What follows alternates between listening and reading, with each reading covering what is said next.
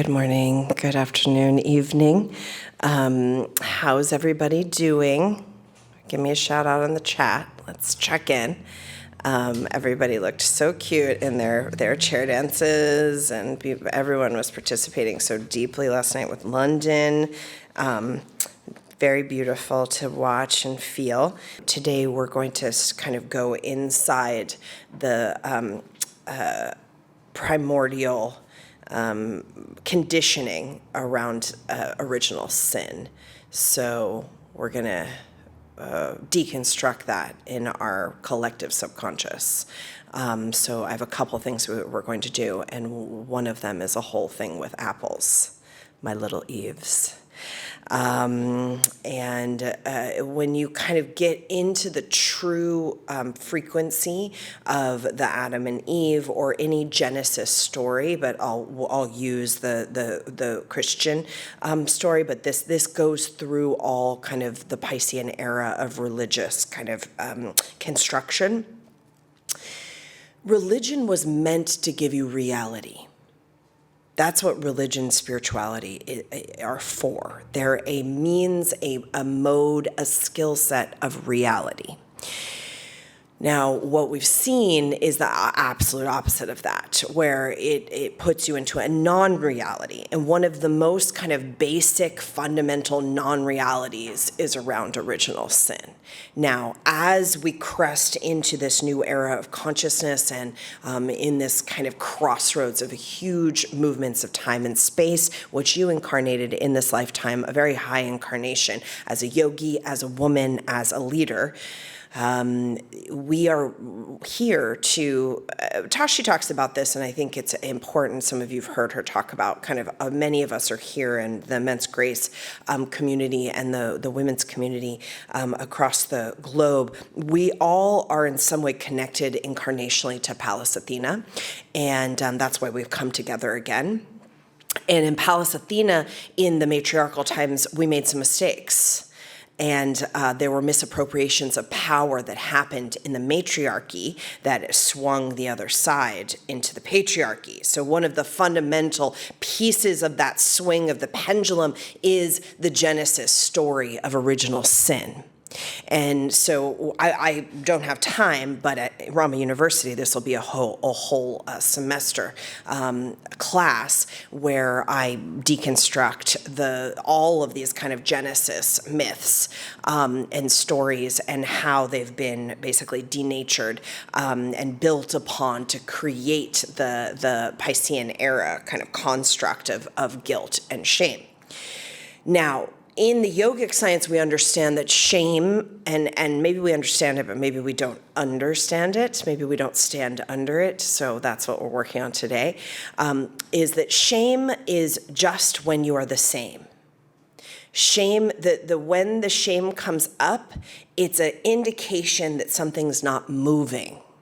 Something is stagnant. So shame is same. You are the same. You're not changing. You're not moving. You're not revealing. You're not elevating. The shame or the guilt starts to creep in. Now, that's a very different definition of shame and guilt than what we've been conditioned with. And even if you didn't grow up in a religious family, this stuff runs really heavily through the collective field.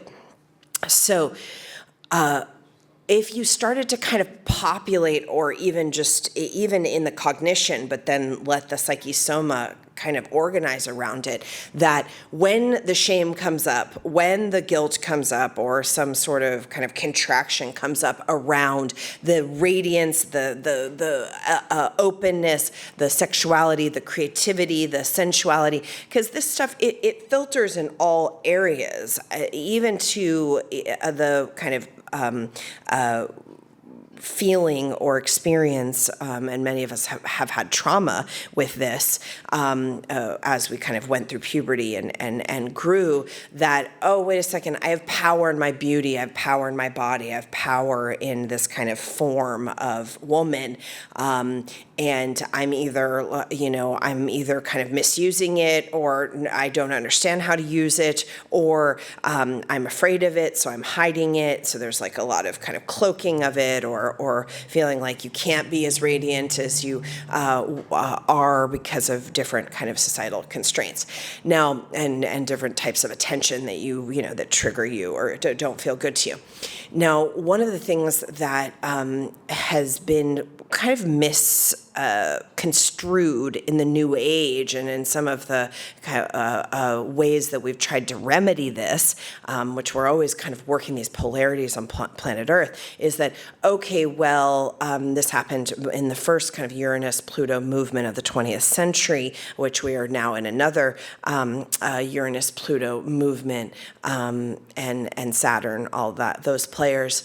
So it's kind of another level of this. But in the 60s, it was like, okay, we don't want to be the squares, the 1950s kind of 40s post-war kind of squares that our parents are, and living in these kind of sexual roles and functionary roles. So now we're going to free ourselves, and now this was the free love movement. And then there's been iterations of that as we go into kind of the polyamorous movements and feminism, different waves of feminism, how that's kind of interwoven. And then we've got, kind of all the way coming up into the 2000s and 2010s, the Burning Man culture that has kind of brought more in terms of popularized some of these unconventional ways of living and more in the zeitgeist. And now, a lot of this, there's reality television shows and thruples and all this kind of stuff. And this is the age of Aquarius. So there's a lot. I was watching some interesting interview of I think a woman was interviewing another couple, and they've since kind of created a polyamorous empire, because there's a lot of kind of business. There's a lot of these like polyamorous empires that they're doing it to create wealth and generational wealth. It's kind of fascinating. That's a new movement right now. So I was watching an interview on that. So because more people, more wealth, more empire, it's like a multi-level marketing. It's like a pyramid scheme. No, it's really cool. It's really cool. So we're kind of like looking at all of these conventions and then the reaction to convention, the convention and then the reaction to convention, and the pendulum swings and the pendulum swings. Well, now here we are at the age of Aquarius, and ultimately a new quantum leap has to happen, and that's part of the reason why you came here.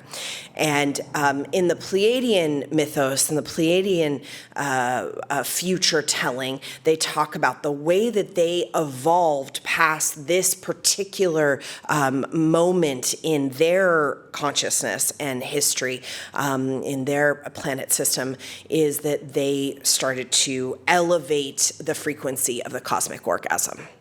And when that started to happen between two kind of conscious beings, when that started to happen, it started elevating the frequency and the consciousness of the whole star system, and they started to basically move out of just the 3D awareness into 45D. And if you have a deep orgasmic experience, whether you're looking at a flower or a tulip, or whether you're actually having sex or whatever, whether you're creating art or whatever the thing is, or giving birth, when you have that experience, you're not just in the 3D anymore. So it's a gateway, or a veil is lifted between the kind of horizontal time space, and then you're in a different dimensional awareness. So they tell, a very kind of interesting and very specific future telling story of how basically that is what is prophesied on the planet Earth for the human civilization.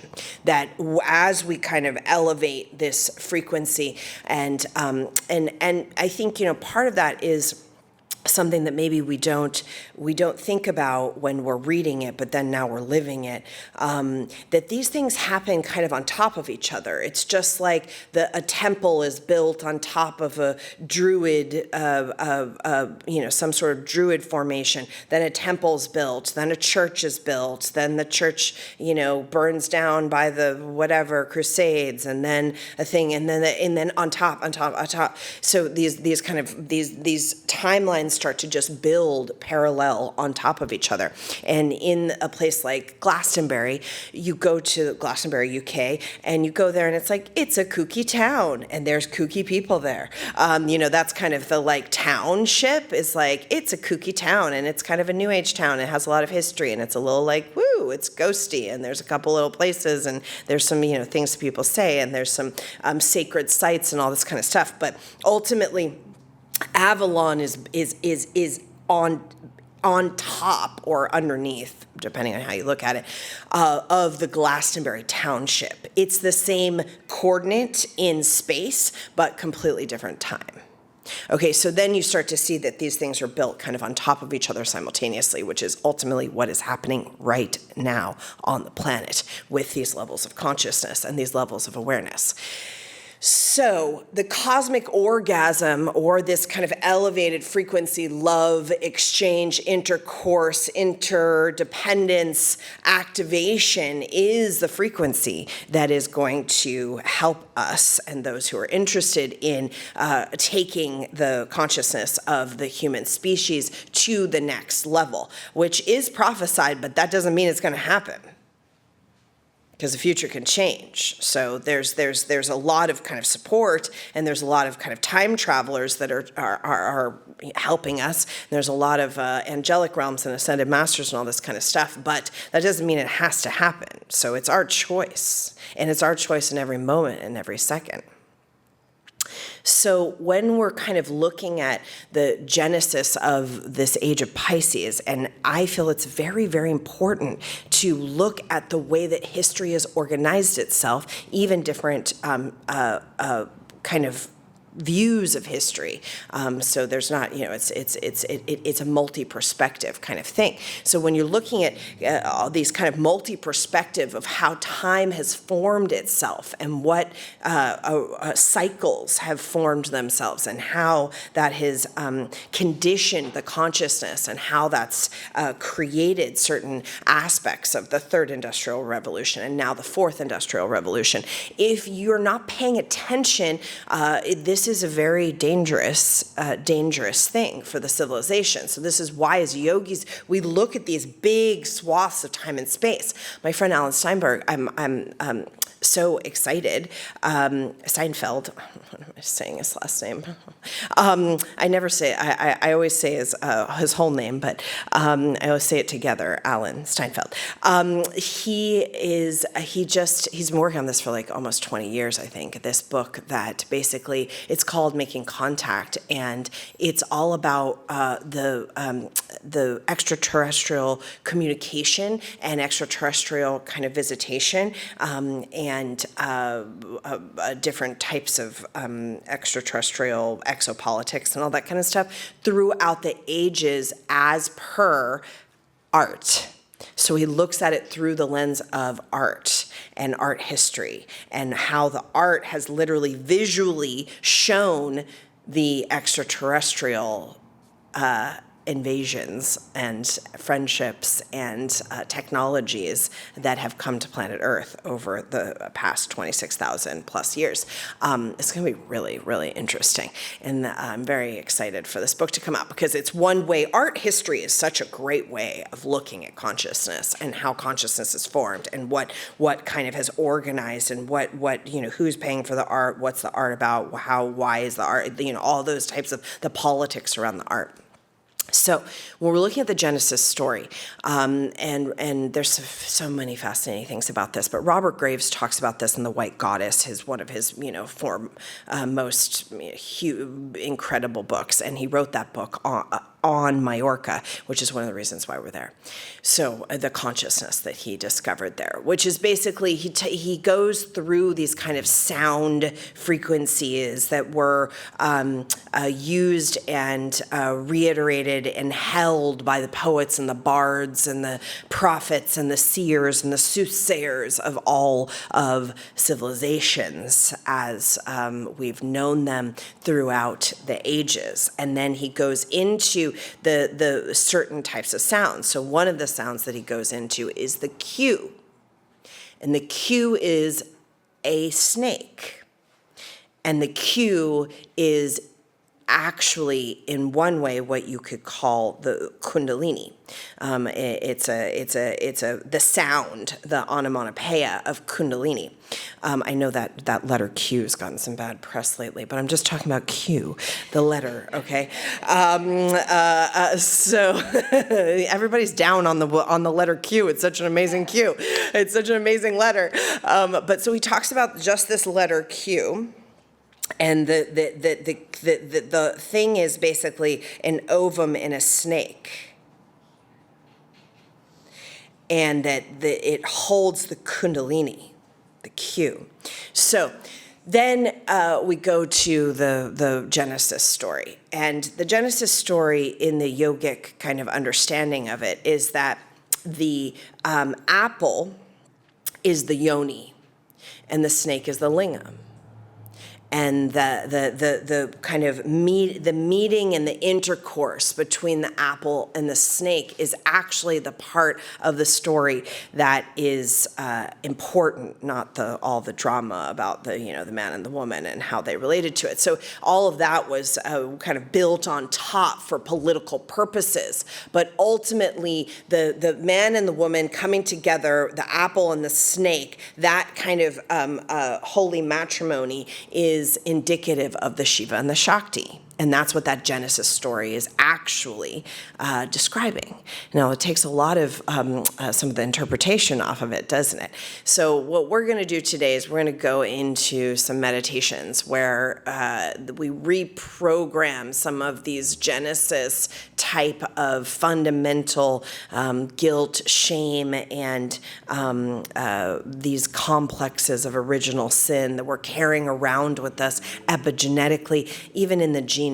So I want to go down into the genome, and we prepared for this on the new moon. I want to go down into the genome of where the guilt and the shame and the kind of all of the ways that we've protected ourselves, embraced ourselves against our own Kundalini, the power of the rising serpent, and how the serpent actually is, and it's not even, this is just poetic, but the serpent actually lives inside the yoni. Inside the yoni, I mentioned this yesterday, the yoni of the base of the spine, which is a yoni.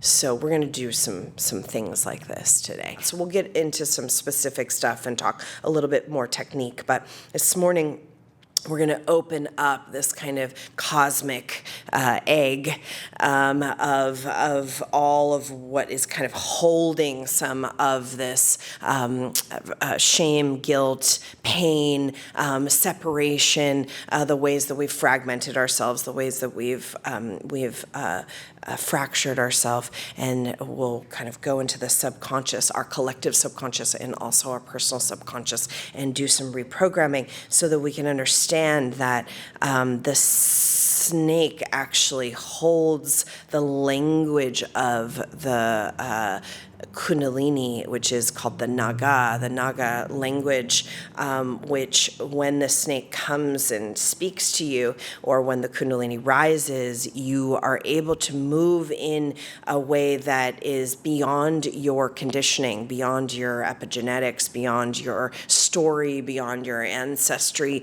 beyond the bloodline. And then we start to get into the actual kind of star lineage. And then when you have access to that, you become a very different sort of woman. Let's just say it that way. You become a very free person, so that you don't have to kind of take off all your clothes to feel like, and put yourself naked up on your social media so that Zuckerberg can own that photo for fucking ever. He must have a real porn collection, that guy.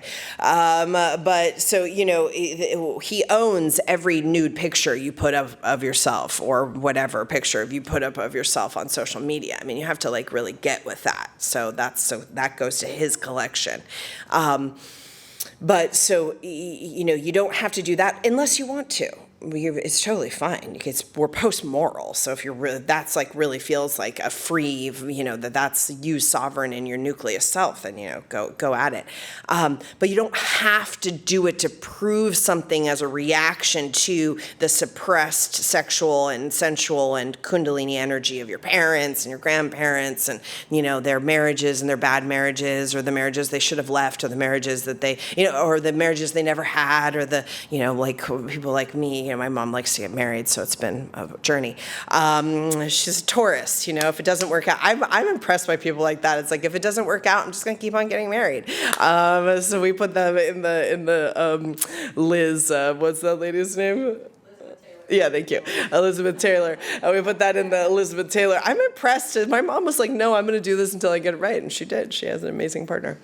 But so, all those types of things where so many people have like such a reaction. Something I've found that I find very fascinating is that people who grew up in a household that actually there was like a happy marriage between the parents, they have I've seen this over and over again. There's some reaction to the parents having like a long-term happy marriage, and then they have relationship problems. I'm like, what's your fucking problem? You had parents who had a good marriage and they stayed together and it was awesome. They loved each other and like they had sex and like all this kind of stuff. And there's like a reaction to the commitment of the parents. I've seen this now over and over again. So it doesn't matter what your parents were up to, how bad their relationships were, how sexually repressed they are, and none of that matters. But you have to kind of get into a certain frequency where that actually is true. And that's where the Kundalini rising, and that's where the kind of Naga, the respect of this serpent power, which of course has been the stories, the rumors and the stories, and even the Genesis story in the Bible is basically just a total, it's cancel culture against the serpent power. The Genesis story, it's been told in a way that is holding kind of this whole programming and code of the guilt shame. But this goes through all religions. So I'm just using this one, but this goes through all kind of Judeo-Christian and any Piscean. There's a different version of this with Islam and some of the other major religions. So we're going to go in here, we're going to decode some of this so that we can actually get to the sacred power of your sexuality and your creativity. And it could be something that you're not using to scare people with either, because that's something that is oftentimes kind of it's a young soul way of dealing with your once you've found like, oh wait, I'm really powerful and I'm really beautiful and I'm this, then it's kind of you weaponize it. That's just another kind of programming, and that's we could call it a almost it's very common right now, but it basically got programmed into the new age in a certain way. So then we have kind of all this red tantra, Instagram red tantra, that is almost a kind of a puppet of itself. Where ultimately when you're really working with the power of your own sensuality and sexuality in a way that is sovereign to you, it's not a reaction to anyone, and it's not for anyone. And that's why if you didn't do that London session last night, you should go back to that session as many times. That's part of going to be your homework, is to do that once a week. Because she is a wonderful example of what I'm talking about. And there's very few people on the planet who has what she's carrying. So she's a very powerful wisdom keeper. Okay, bring the palms together, please. Thank you so much for listening to another episode of Reality Riffing. These are conversations that I think are important with people who are doing great things in the world about subject matters that need to be discussed. If you enjoyed the content, the conversation, please feel free to share with your people, share with your friends and family, rate the podcast below, and also subscribe.